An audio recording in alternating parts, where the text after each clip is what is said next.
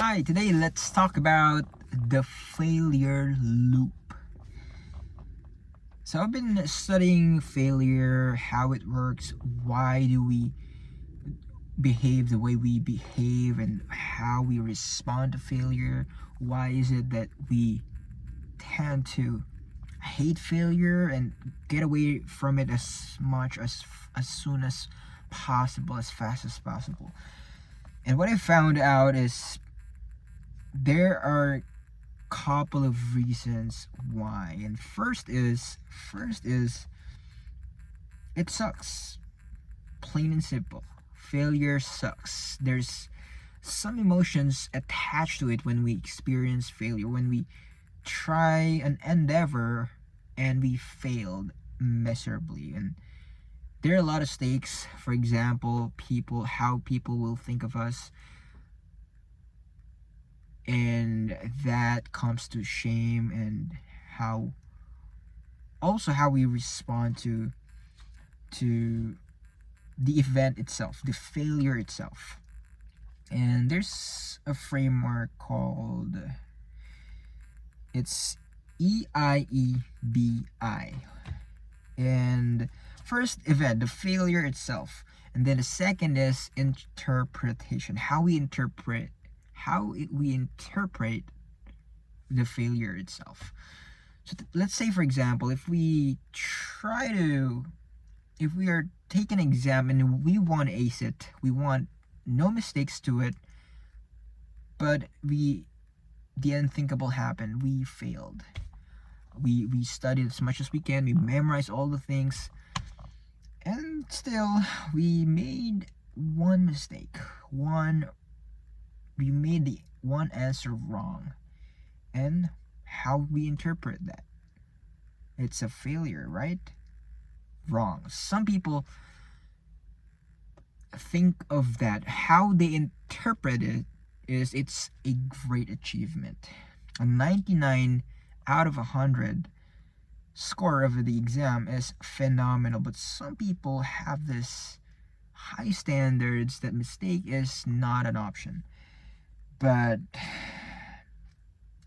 how we interpret things, how we interpret failure is the first step on how we can make it as a game changer.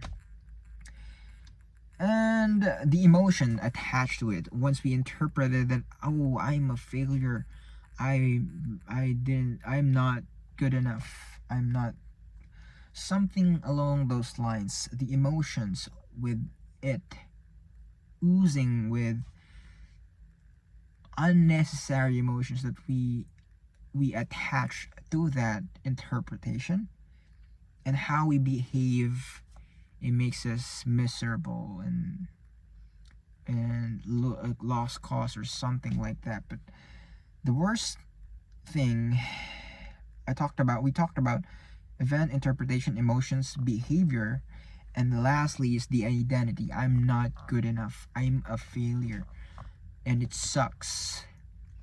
That failure loop is what we tend to get stuck with when we experience an uncomfortable situation, an unexpected thing, and a disappointment, and something along those lines. But there is so much more.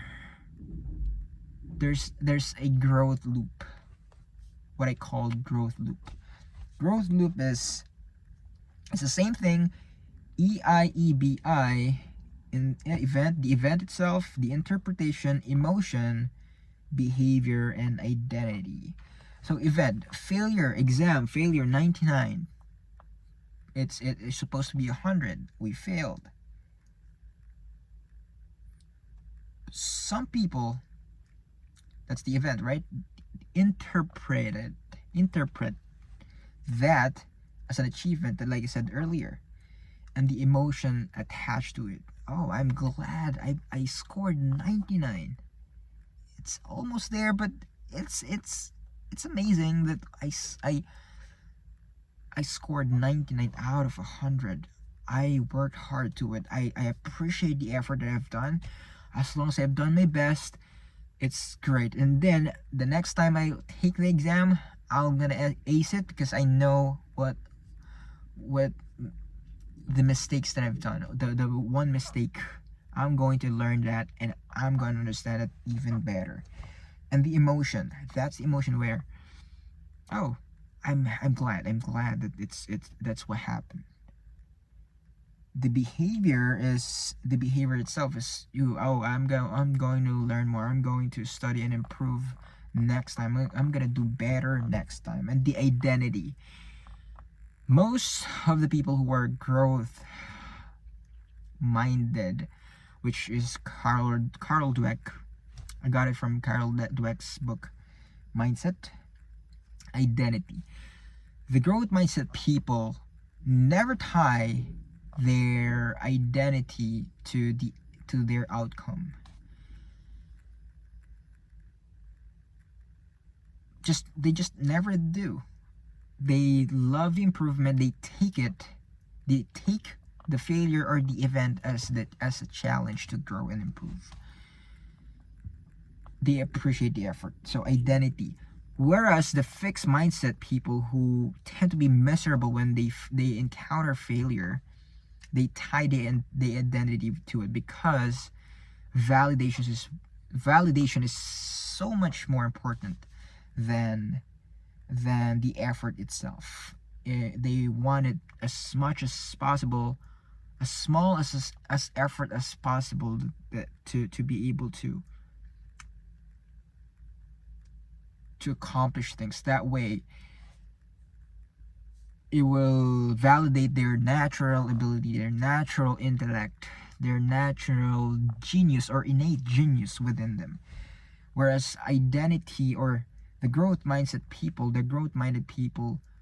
prefer to work hard and make a lot of effort to be able to ace that exam that we're talking about. So that's kind of idea of the failure loop that I'm trying to explore even more. I'm going to explore more about it, learn more through it, and research about it even more. That way I will be able to understand it even better. That way I can live my life with peace and make peace with failure, because like my mentor said, John Maxwell, success and failure goes together. You cannot separate it. If you think about it, successful people, when they are into this endeavor, for example, going to the moon or having the spaceship or some sort of thing, there are a lot of failed attempts to it. And if they didn't dare to fail, they will never be able to create that spaceship. So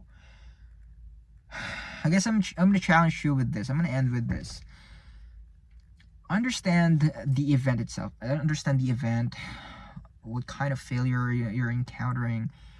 Understand how you interpret it, and the emotion attached to it, how you feel about that, the behavior, how you respond to that emotions and interpretations, and the identity. Do you tie that failure to yourself, to your identity? Or you keep on saying you're a failure? If that's the case, I challenge you to accept the growth mindset. The growth mindset where as long as I put the effort, as long as I've done my best, that's already enough. No matter the outcome, I appreciate myself because I've done the work. That's it for tonight. Bye for now.